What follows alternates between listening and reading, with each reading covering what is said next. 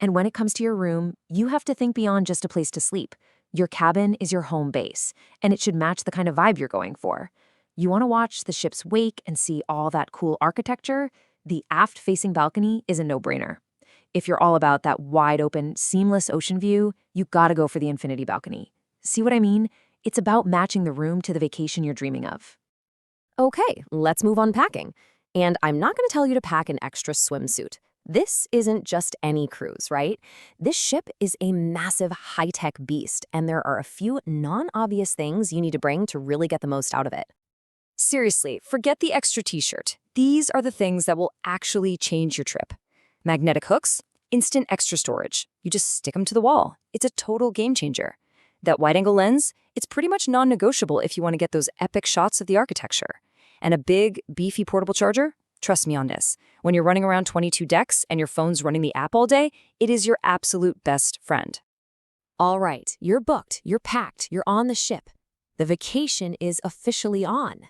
So where do you go first? Let's talk about the onboard hit list. I'm talking about the content gold mines, the spots that are going to give you those wow photos, and just, those amazing, unforgettable moments. So here they are, the top 5 most photogenic, most Instagrammable, whatever you want to call them, spots on the entire ship. But here's the thing. Just knowing where they are is only half the battle. The real secret is knowing when to go and how to get the shot.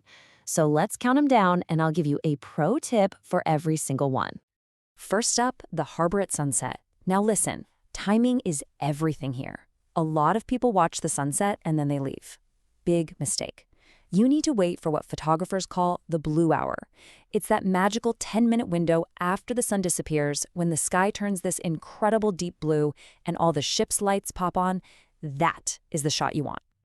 Okay, spot number 2, the World Promenade. You want to capture that epic, massive LED sky, but you don't want 1,000 strangers in your picture? You got to get there early. I'm talking like 9 a.m. before the crowds really hit. Pull out your phone, switch to that wide-angle 0.5x lens, and just shoot straight up. The sense of scale is just mind-blowing. Next up, the Panorama Lounge. This is how you get that jaw-dropping 270-degree view of the ocean with absolutely no one else around. Yeah, you have to set an early alarm, but trust me, it is a tiny price to pay to have this gorgeous space all to yourself, like your own private photo studio. And that early morning light? Perfect. Okay, here's a fun little hack for you. The Venom Drop Slide. Before the water park officially opens for the day, you'll see staff setting things up. Just go up and politely ask if you can sneak up to the top for a quick photo. Most of the time, they're super cool about it. And boom, you've got an amazing bird's eye view of the whole ship before the crowds descend. And last but not least on our hit list, for those of you in the yacht club, this one's for you. The private sun deck is pure luxury, but the secret to the best photo is the sun. You want to be there in the early afternoon, say between 1 and 3 p.m. When the sun is high in the sky, it makes that pool water glow this insane electric blue. It just pops. And I've got a bonus for you. This is the grand finale shot of your entire vacation. Every trip goes to MSC's private island, Ocean Cay. You have to climb the lighthouse at sunrise. From the top, you get the ultimate perspective shot. You see the entire world America, this massive city you've been living on, anchored next to this tiny island. It is absolutely breathtaking and puts the whole trip into perspective. So, we've gone through booking, packing, all the best spots. After all of these tips and tricks, what does it all boil down to? What is the one single most important key to actually mastering this floating city? It comes down to this one simple idea. This is the golden rule for a ship this size. You have to balance being spontaneous with being intentional. You just can't wander around and hope you stumble into amazing experiences. It won't happen. With thousands of other people on board, you have to plan a little bit to earn your freedom. So what does that actually look like? It's simple.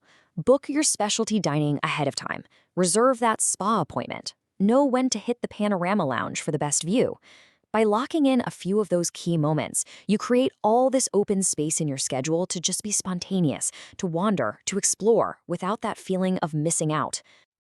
So there you have it. That's the playbook. You know the ship, you know the strategies, you know the secrets. And now the only question left to answer is the big one. Is this incredible, massive, floating city the perfect vacation for you?